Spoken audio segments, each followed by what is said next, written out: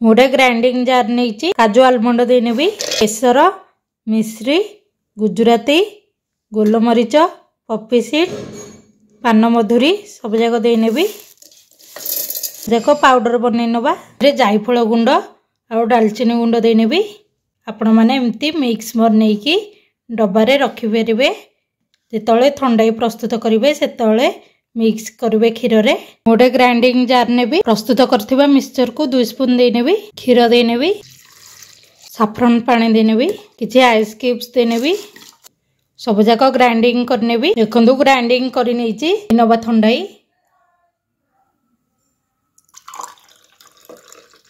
किछि dry fruits देनबा तो करिकी शिवरात्रि रे पियंतु एवं एंजॉय करंतु एटा पीबा पई बहुत यम्मी लगे शिवरात्रि रो अनेक अनेक शुभकामना। ये वीडियोटी पसंद आछि लाइक करदेबे शेयर करबे सब्सक्राइब करि नेबे पाखरे थिबा बेल आइकन को दबाई नेबे। धन्यवाद।